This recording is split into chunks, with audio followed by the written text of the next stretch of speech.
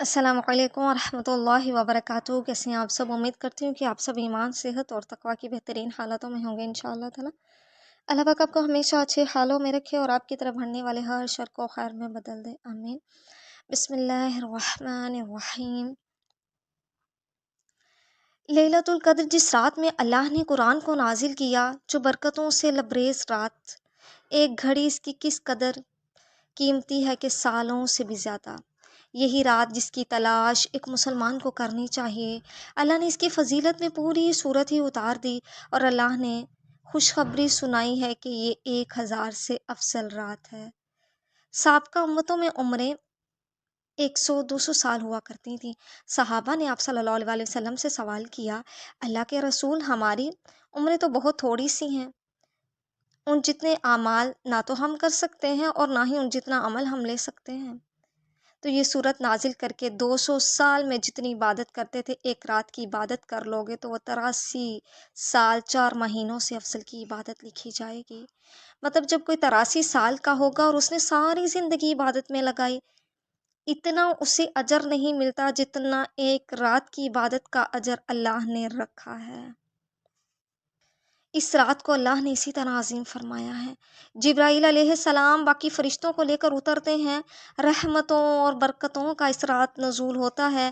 اس لیے فرمایا، جس نے ایمان اور احتساب کے ساتھ قیام کیا، اللہ کے سامنے وہ کھڑا ہوا اجر کی امید رکھتے ہوئے، تو اللہ اس کے گزشتہ سارے گناہوں کو معاف کر دے گا۔ آپ صلی اللہ علیہ وسلم نے فرمایا، میرے صحابہ، رمضان کا مہینہ آیا، یہ برکتوں کا مہینہ ہے، اس میں ایک رات 1000 مہینے سے افضل ہے۔ اس رات کی خیر سے جو محروم رہ گیا وہ تو محروم ہی ہو گیا، اس سے زیادہ محرومی اور کیا ہوگی جس کو لیلۃ القدر کی محرومی ہو۔ اللہ اس خیر اور برکت کو حاصل کرنے کی ہمیں توفیق عطا فرمائے، آمین۔ آپ نے فرمایا، لیلۃ القدر زمین کے اندر جتنی کنکریاں ہیں، اتنے فرشتے اس دن اس رات اترتے ہیں اور بندہ مومن کے لیے گواہ بنتے ہیں، اس کے لیے دعا کرتے ہیں کہ اللہ اسے رحمتوں اور برکتوں سے نواز دے۔ اس رات اللہ فیصلے کرتے ہیں کہ کس کو کیا ملنا ہے، تو اچھے فیصلوں کے لیے اس رات دعائیں کریں۔ عبداللہ بن عباس رضی اللہ تعالیٰ عنہ بیٹھے تھے، عمر بن خطاب رضی اللہ تعالیٰ عنہ نے سوال کیا، کون ہے جو بتائے کہ لیلۃ القدر کیا ہے؟ ہر ایک نے اپنی رائے دی۔ عبداللہ رضی اللہ تعالیٰ عنہ خاموش رہے تو حضرت عمر بن خطاب رضی اللہ تعالیٰ عنہ نے ان سے خاموش رہنے کی وجہ پوچھی، تو انہوں نے کہا کہ وہاں بڑی عمر کے صحابہ بھی بیٹھے تھے۔ عبداللہ بن عباس رضی اللہ تعالیٰ عنہ کہتے ہیں، اگر آپ کہیں تو میں کچھ بتا دیتا ہوں۔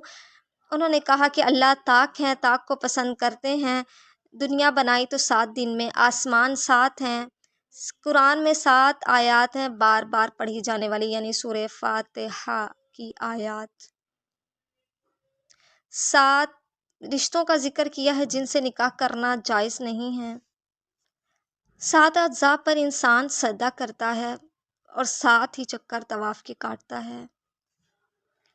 لیلۃ القدر بھی دیکھیں تو طاق راتوں میں ہے۔ حضرت عمر رضی اللہ تعالیٰ عنہ نے فرمایا، اس لیلۃ القدر کو آخری راتوں میں تلاش کیا کرو۔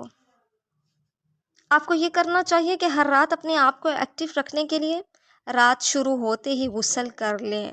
حضرت انس رضی اللہ تعالیٰ عنہ کے شاگرد اس رات جب مسجد جاتے سب سے اچھا لباس پہنتے، خوشبو لگاتے، اللہ سے امیدیں رکھتے، نوافل پڑھتے، کہتے یہ ایک ایسی رات ہے جو میری پوری زندگی کو پر رونق بنا دے گی، اور یہ ایسے نوافل ہیں جو میری زندگی کو پر رونق بنا دیں گے۔ اس رات کثرت سے قرآن کی تلاوت کی جائے۔ سلف صالحین ایسا ہی کیا کرتے تھے کہ کثرت سے، وہ کہتے تھے کثرت سے دعا کی جائے۔ سفیان ثوری کہتے ہیں کہ اس رات کثرت سے دعا کرنا مجھے کثرت سے نوافل پڑھنے سے زیادہ عزیز ہے۔ آپ صلی اللہ علیہ وسلم نے جو کام کیا ہے اس قدر خوبصورت کیا ہے مگر تھوڑا۔ آپ اگر 11 بھی پڑھیں، 8 بھی پڑھیں، خوشی سے پڑھیں، لگن سے پڑھیں کہ ادھر کلمات آپ کے جاری ہوں اور ادھر اللہ کی رحمتوں کا نزول ہونا شروع ہو جائے۔ اللہ ہمیں توفیق سے نواز دے، آمین۔ سلف صالحین اس رات خوشبوئیں لگا کر رکھتے، اس امید سے کہ اس رات اللہ کے نورانی فرشتوں نے آنا ہے، تو ہمیں ایسی حالت میں ہونا چاہیے کہ انہیں کوئی تکلیف نہ ہو۔ نوافل پڑھیں اور نوافل ہی میں دعائیں اور تسبیحات کریں، یہ سب سے زیادہ بہترین ہے۔ اس رات لوگوں سے الگ ہو کر، لوگوں سے کٹ کر اللہ سے گفتگو کرنا، اللہ سے التجائیں کرنے کے اوقات کو استعمال کرنا، یہ برکتوں سے لبریز اشرہ ہے۔ یہ گنتی کے چند ایام ہیں، ان چند ایام کو غنیمت جانیں۔ غنیمت کیسے بنا سکتے ہیں کہ ان راتوں کو قیام میں گزاریں، کثرت سے صدقہ کریں، قرآن کو غور سے پڑھیں۔ اللہ پاک ہم سب کو اس راتوں کی خیر سمیٹنے کی توفیق عطا فرمائے، آمین۔